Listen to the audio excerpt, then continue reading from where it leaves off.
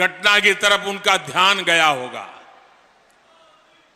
ये गठबंधन गठबंधन, ये इंडी अलायंस, इस इंडी अलायंस के एक बहुत बड़े नेता जो इंडी अलायंस का झंडा लेकर के घूम रहे हैं, जो देश की वर्तमान सरकार को उखाड़ फेंकने के लिए भांति भांति के खेल खेल कर रहे हैं, वो इंडी अलायंस के नेता ने विधानसभा के अंदर,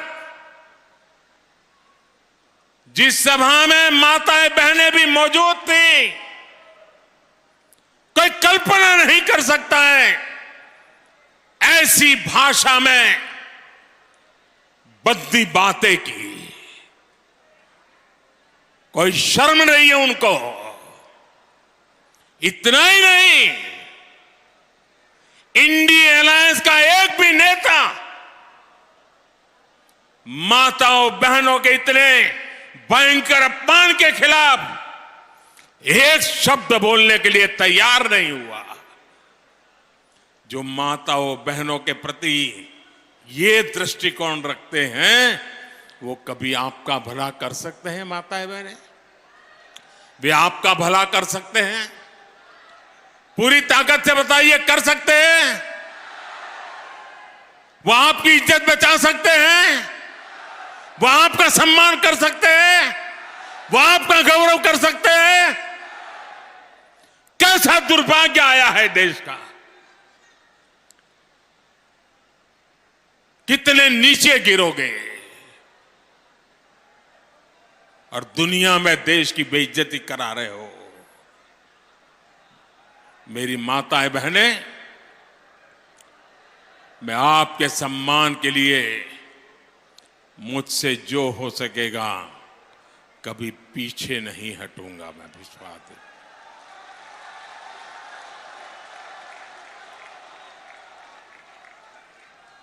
आज यहां मध्य प्रदेश में भाजपा की डबल इंजन की सरकार है, महिलाओं को सशक्त बनाने वाली सरकार है।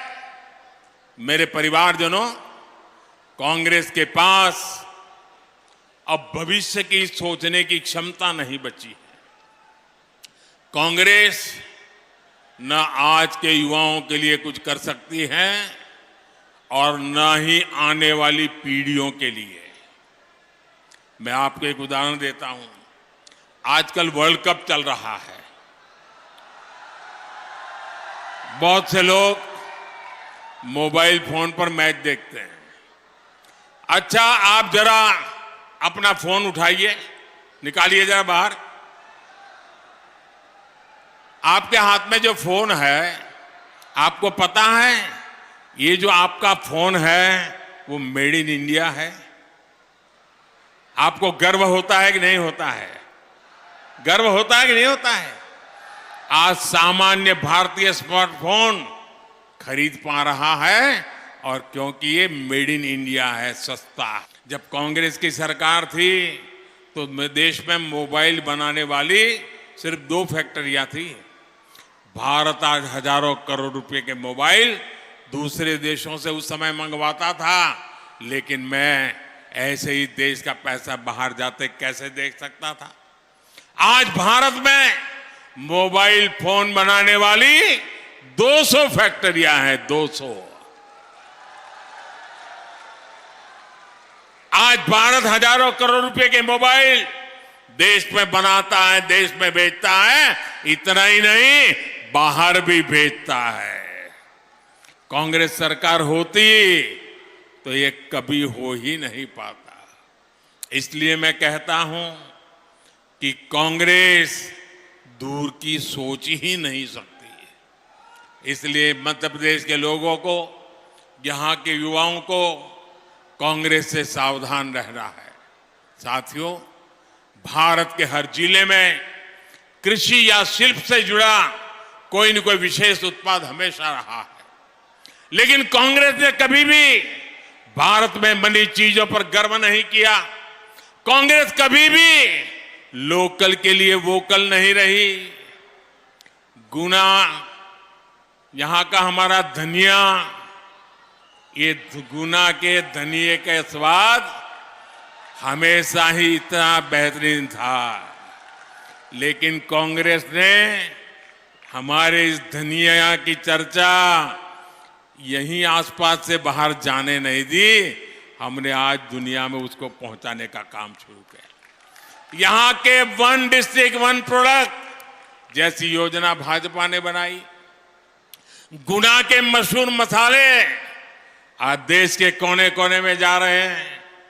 आज अशोकनगर के चंदेरी हैंडलूम की मांग विदेशों में भी हो रही है।